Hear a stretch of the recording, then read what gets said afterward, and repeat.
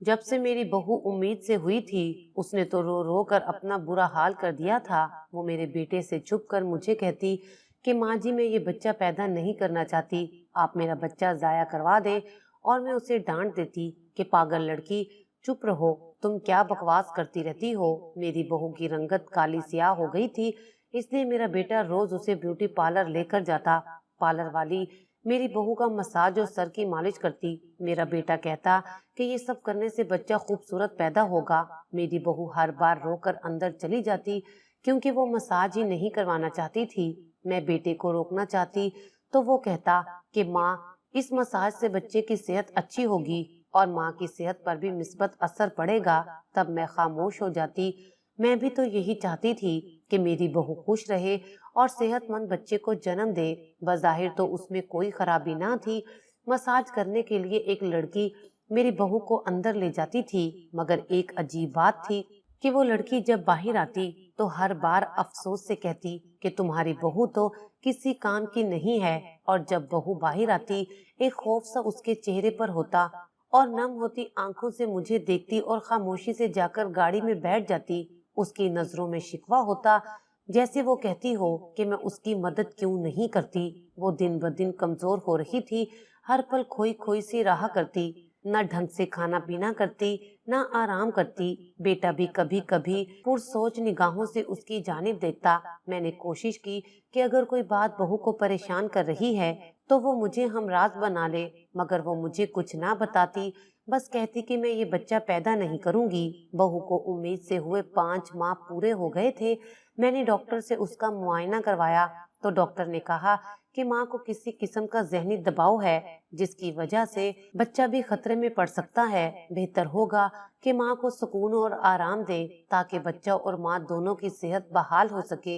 ये बात सुनकर मैं हैरान थी कि आखिर मसला है क्या। मेरा बेटा तो उसका बहुत ख्याल रख रहा है, जबरदस्ती हर दूसरे तीसरे दिन मसाज भी करवा कर ले आता है, ताकि माँ और बच्चा सेहतमंद रहे। खैर, डॉक्टर की हिदायत के मुताबिक मैं खुद ही बहू को लेकर सीधी प्लाजा चली गई और बच्चे की शॉपिंग बहू की पसंद से करवाने लगी और साथ साथ उसको जांचती नजरों से देखती रही। वो हर खिलौना और हर कपड़ा लेते हुए उदास होने लगती। शाम को जब मैं घर लौटकर आई तो दिल ही दिल में यही सब सोचकर परेशान थी। अगली सुबह फिर से बेटे ने पार्लर जाने का ऐलान कर दिया और मैंने फौरन अपनी बहू की तरफ देखा। उसके चेहरे पर फिर से शदीद परेशानी के असरात उभरे थे। खैर, 10 बजे के करीब हम सब पार्लर पहुंचे और वहां पर वही लड़की जिसे वो पहले ही तैयार खड़ी थी कि मेरी बहू का मसाज उसी को करना है, वो पेशेवराना अंदाज में हमसे मिली। एक खाली कमरे की तरफ बहू को इशारा करते हुए खुद भी वहां चल पड़ी। बेटे ने बहू को जाने का कहा तो वो फिर से वैसे ही रोने लगी कि वो मसाज नहीं करवाना चाहती। उसकी आंखें भी तेजी से भीगने लगी और मुझे शक हुआ कि कुछ तो है कि मेरी बहू यहाँ पहुंचकर ज्यादा परेशान हो जाती है। बहू को अंदर भेजा तो बेटा मुझे इंतजार करने का कहकर किसी काम से दफ्तर की तरफ रवाना हो गया। मैंने ये मौका गनीमत जाना और दबे कदमों उस कमरे की तरफ बढ़ने लगी। मैं करीब पहुंची तो हल्की हल्की बातों की आवाजें आने लगी। मैंने दरवाजे को हल्का सा खोलकर अंदर झांका तो मेरे पैरों तले से जमीन ही निकल गई। मेरी बहू सिसक सिसक कर रो रही थी, क्योंकि वहां पर तो उसका मसाज नहीं बल्कि उसके साथ मेरा ताल्लुक कराची के करीब एक पोश इलाके से है। मैं, मेरा बेटा और शोहर खुशी खुशी रहा करते थे। मेरी इकलौती नंद भी शादीशुदा और अपने घर वाली थी। वो बहुत अच्छी और सुलझी हुई तबीयत की मालिक थी, हर किसी के साथ घुल मिलकर रहने वाली, हर किसी का ख्याल रखने वाली और शरीफ सी वो लड़की मुझे पहले ही दिन से बहुत अच्छी लगती थी। मेरी शादी के 3 साल बाद उसकी शादी हुई थी, मगर इन 3 सालों में मजाल है कि उसने कभी मुझसे लड़ाई शिकवा या जिदबाजी की हो। शादी के 1.5 साल बाद पैदा होने वाले भतीजे के साथ हर वक्त वो चिपकी रहती। फिर उसकी शादी हुई तो वो दूसरे शहर चली गई, मगर मुझे उसकी कमी बहुत महसूस होती थी। मैंने सोच लिया था कि उसकी बेटी पैदा हुई तो उसे अपनी बहू बनाऊंगी, और अब मुझे जल्दी लगी थी कि कब वो बच्ची इस दुनिया में आए और मैं उसे अपनी बहू बनाऊं। ये सब मैंने अपने दिल तक महदूद कर रखा था। वक्त से पहले मैं किसी को भी अपनी सोच में शामिल नहीं करना चाहती थी। खुदा खुदा करके 2 साल बाद मेरी नन ने खुशखबरी सुनाई کہ وہ امید سے ہے۔ میں بہت خوش ہوئی اور صحت اور سلامتی کے ساتھ بچے کی ولادت کی دعائیں مانگنے لگی۔ جب 9 ماہ پورے ہو چکے اور وہ ہسپتال پہنچی تو چند گھنٹوں کے بعد ملنے والی اطلاع سے مجھے اچھی خاصی مایوسی ہوئی تھی، کیونکہ اس کے ہاں لڑکے کی ولادت ہوئی تھی۔ خیر چند دن کے بعد میں نے خود کو یہ کہہ کر سمجھایا کہ چلو اگلی بار ہی صحیح، مگر میرا انتظار طویل ہو گیا اور 5 سال بعد اس کے ہاں ایک بیٹی کی ولادت ہوئی، جس کا نام انہوں نے ہانیہ رکھا۔ تب میں نے اعلان کر دیا کہ میں ہانیہ کو ہی اپنی بہو بناؤں گی، اس کو میں اپنے بیٹے جاوید کے لیے لوں گی۔ شوہر نے پہلے کہا کہ وہ بہت چھوٹی ہے، مگر میری ضد پر سب مان گئے۔ جب یہ دونوں بچے جوان ہوئے تو میں نے منگنی کی رسم کی بات کی۔ ہانیہ تو خاموش رہی، مگر جاوید بری طرح بگڑ گیا۔ اس کا کہنا تھا کہ اس نے کبھی ہانیہ کو اس نظر سے نہیں دیکھا، اسے اس رشتے سے صاف انکار ہے۔ میں نے بھی ضد کر لی کہ تعلیم مکمل کر کے جیسے ہی جاوید کی نوکری لگے گی تب میں اس کی مرضی کی فکر کیے بنا اس کی شادی ہانیہ سے کر دوں گی۔ ساری تیاریاں میں نے بہت خوش ہو کر کی تھی، جبکہ بیٹا اس دوران بالکل لا تعلق گھومتا رہا۔ اگر کبھی میں کچھ دکھا کر اس کی رائے جاننا چاہتی تو وہ طنز کر دیتا کہ میری ان چیزوں میں کوئی دلچسپی نہیں ہے۔ یہ سن کر میں دل میں محسوس کر کے رہ جاتی، پھر ہر بار اس کے طنز کو کان پر سے مکھی کی طرح اڑا دیتی۔ خیر سے وہ دن بھی آ ہی گیا جب ہانیہ بہو بن کر میرے گھر آ گئی، اور میرا شوہر تو بے حد خوش تھے کہ ہانیہ کی صورت میں ہمیں بہو اور بیٹی ایک ساتھ مل گئی ہے، مگر بیٹے کا دماغ 7ویں آسمان پر پہنچا ہوا تھا۔ میں نے بڑی مشکل سے اپنے واسطے دے کر اس کو بہو کے پاس بھیجا تھا۔ اللہ اللہ کر کے ولیمہ گزرا اور 1 ہفتے کے بعد ہی دعوتوں کا سلسلہ بھی شروع ہو گیا۔ میرا بیٹا لاکھ برا سہی مگر بدتمیز نہیں تھا، سو سب کچھ اچھے سے ہو رہا تھا۔ دعوتوں کا سلسلہ تھما تو ہمارے اصرار کرنے پر ہانیہ کو شمالی علاقہ جات کی سیر کے لیے بھی لے گیا تھا۔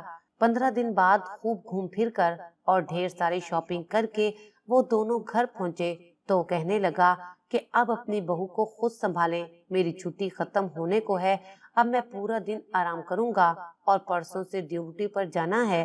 میں نے بہو کو ڈھیر سارا پیار کیا اور ساتھ ہی بٹھا لیا اور اس سے پوچھنے لگی کہ تم دونوں کہاں کہاں گئے تھے، کیا کچھ دیکھا، انجوائے کیا یا نہیں، موسم کیسا لگا تھا۔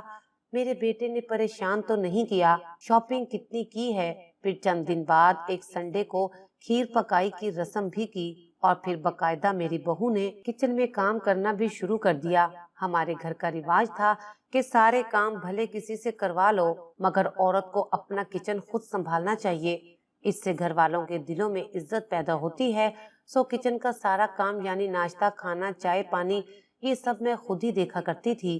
پورے گھر کی صفائی، برتن دھونا، کپڑے دھونا وغیرہ یہ سب کرنے کے لیے 2 عورتیں آتی تھیں۔ ہانیہ کو کھانا بنانا سکھانا تھا، سو روز ہی ہم کچھ نہ کچھ نیا بنا رہے ہوتے تھے، کبھی بریانی، کبھی قورمہ اور کبھی پائے تو کبھی سوجی کا حلوہ۔ میرے گھر میں خوب رونق لگی ہوئی تھی۔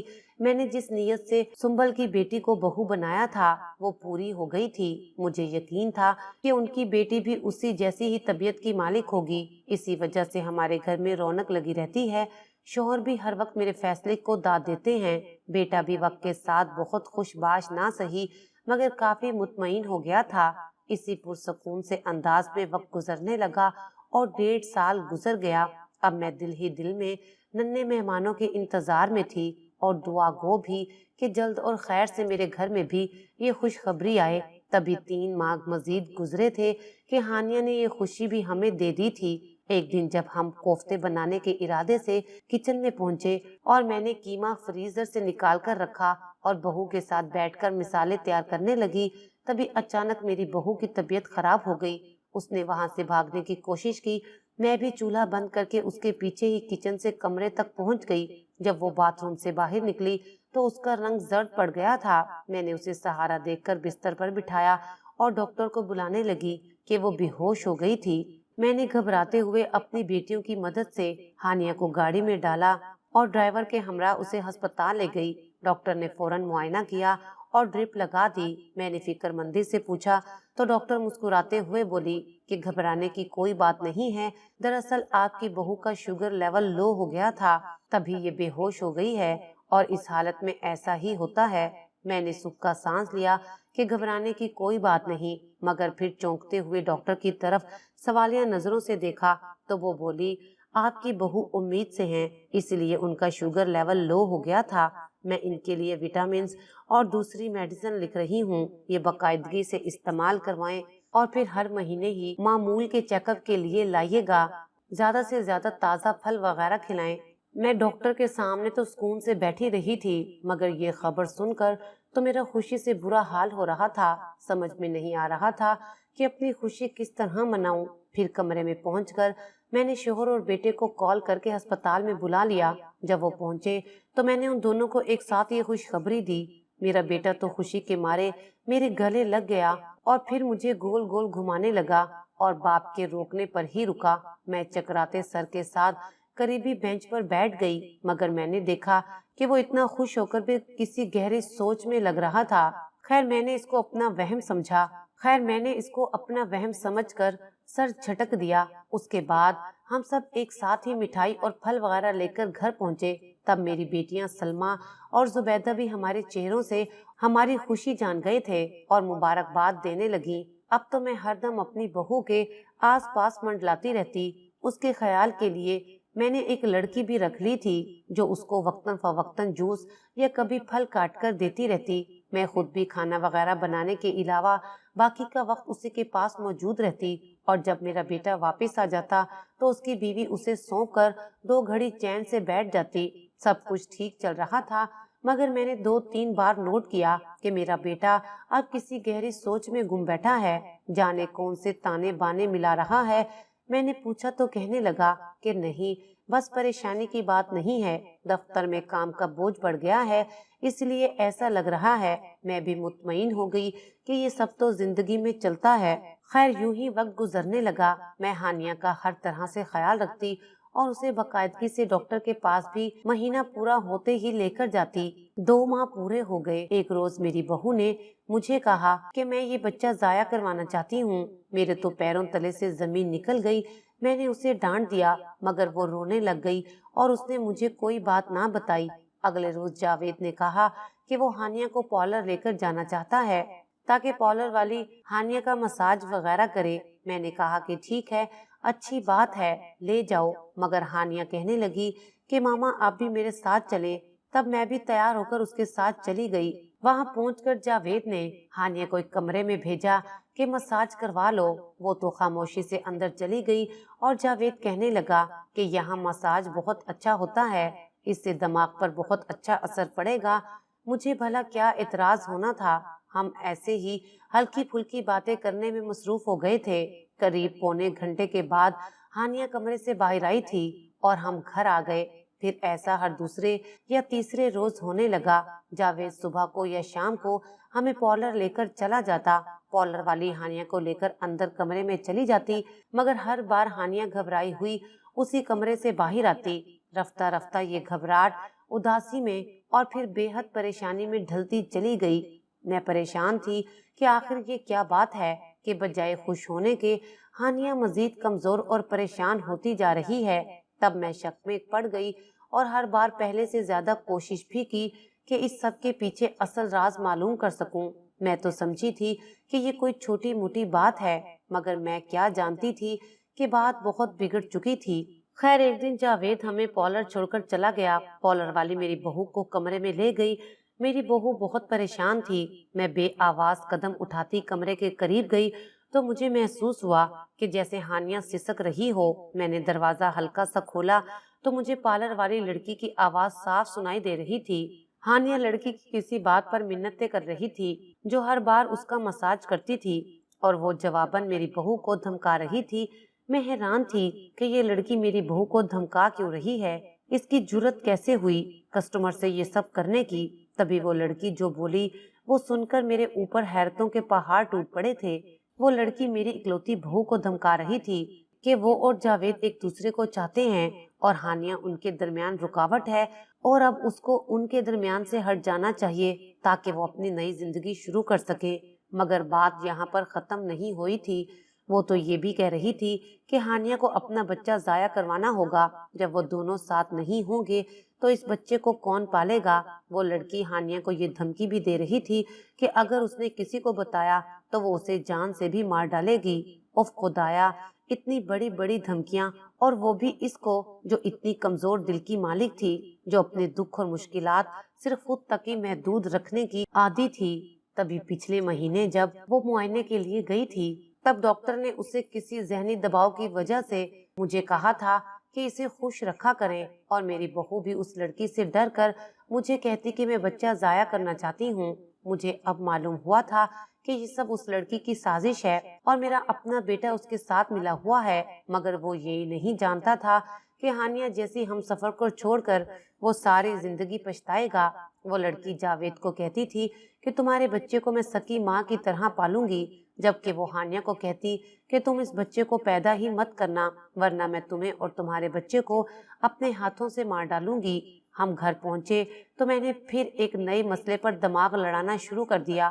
کئی دن تک لگاتار سوچ و وچار کرنے کے بعد ایک دن سنہری موقع پا کر میں نے ہانیہ کو اپنی ایک دوست کے پاس بھیج دیا جو ایک ویلفیئر چلاتی تھی۔ وہاں عورتوں کے ہجوم میں اس کا دل بھی بہل گیا اور وہ محفوظ بھی ہو گئی۔ گھر آ کر میں نے رونا شروع کر دیا اور سب کو بتایا کہ میں ہانیہ کو ہسپتال لے کر گئی تھی، مگر اچانک طبیعت خراب ہونے کی وجہ سے وہ اللہ کو پیاری ہو گئی۔ جانے کون سا غم تھا میری بچی کو کہ اسے اندر ہی اندر کھائے جا رہا تھا۔ ہمارا اتنا خیال رکھنے کے باوجود وہ خود کو اس ناگہانی آفت سے نہ بچا سکی اور بچے سمیت فوت ہو گئی۔ میرا بیٹا تو یہ سن کر پاگل ہونے لگا، بار بار یہی دہرانے لگا کہ یہ کیسے ہو سکتا ہے، یہ نہیں ہو سکتا۔ وہ اپنے بچے کی خاطر بےتاب ہو رہا تھا، جبکہ میں دکھی ہو رہی تھی کہ میرا بیٹا اتنا خود غرض کیسے ہو گیا۔ اس کو اب بھی اپنی اولاد کی فکر ہے، مگر بیوی کی نہیں۔ 2 دن ہمیں روتے دھوتے اور سوگ مناتے گزر گئے۔ تیسرے دن وہ پارلر والی لڑکی ہمارے گھر آ گئی، میرے بیٹے کو صبر دلاسا دینے لگی اور اس سانے پر افسوس کرنے لگی، جبکہ میں دیکھ رہی تھی کہ وہ کتنی خوش ہو رہی تھی کہ چلو اپنے آپ ہی دونوں سے جان چھوٹ گئی۔ اور یہی سب وہ غلطی سے حوصلہ دیتے دیتے جاوید کے سامنے بھی کہہ گئی کہ اچھا ہو گیا ماں اور بچہ دونوں ہی مر گئے، ورنہ میں اس بچے کو خود ہی مار دیتی۔ ویسے بھی دیکھو، ماں کے بعد اس بچے کو کون سنبھال سکتا ہے؟ یہ سننا تھا کہ جاوید تو ہتھے سے اکھڑ گیا اور اس لڑکی کو میرے کچھ کرنے سے پہلے ہی خود ہی دھکے مار کر گھر سے بلکہ اپنی زندگی سے بھی نکال دیا۔ میں نے بھی ہتھیار تیز کر لیے اور بیٹے کو آئینہ دکھا دیا کہ یہ تھی تمہاری پسند جس کی خاطر تم نے خدمت گزار بیوی ہانیہ کو طلاق دینے والے تھے۔ تم نے ایک بار بھی نہ سوچا کہ وہ تمہارے بچے کی ماں بننے والی ہے، یہ بھی نہ سوچا کہ ہمارا کیا ہوگا۔ تم اتنے خود غرض ہو کہ تم نے صرف اور صرف اپنا مفاد دیکھا۔ اب ساری زندگی پچھتا کر گزارنا، اور میں بھی کبھی تمہیں معاف نہیں کروں گی، کبھی بھی نہیں۔ یہ کہتے ہوئے میں بری طرح رو پڑی اور اپنے کمرے میں جا کر بیٹھ گئی، اور وہ بیچارہ اپنا غم بھلا کر کئی دن تک مجھے مناتا رہا۔ تب کہیں جا کر میں نے اسے معاف کیا، مگر ہانیہ کے لیے ابھی اس کو افسردہ ہوتے رہنے دیا۔ میں نے سوچا جتنا زیادہ افسوس کر لے گا اس کے لیے اچھا ہے، میری بہو کی قدر اتنی ہی بڑھ جائے گی۔ اب وہ ہر وقت اداس اداس گھومتا، اب اسے ہانیہ کی بھی یاد ستانے لگی تھی۔ میں نے اس کو راتوں کو اٹھ اٹھ کر اپنی بیوی کے لیے روتے دیکھا تھا، جبکہ میں خود اکیلی ہانیہ سے ملاتی تھی۔ ایک شام کو جب میں بھی وہیں پر موجود تھی، ہانیہ نے ایک بیٹے کو جنم دیا تھا۔ میں پوتے کو دیکھ کر جیسے دوبارہ سے جی اٹھی تھی۔ اب میں مزید اپنے بیٹے کو سزا نہیں دینا چاہتی تھی۔ پھر میں نے بیٹے اور اپنے شوہر کو اس ایڈریس پر بلا لیا۔ وہ دونوں باپ بیٹا دوڑے دوڑے آئے کہ شاید مجھے کچھ مسئلہ ہو گیا ہے، کیونکہ میں رو رہی تھی۔ جب وہ پہنچے اور جاوید نے ہانیہ کو دیکھا تو وہ اتنا بے یقین ہو گیا تھا کہ ہم سے پوچھنے لگا کہ یہ مجھے کیا ہو گیا ہے، مجھے ہانیہ کیوں دکھ دے رہی ہے۔ میں نے اس کے کندھے پر ہاتھ رکھا اور اس کو یقین دلایا کہ ہانیہ زندہ ہے اور اس نے تمہارے بیٹے کو جنم دیا ہے۔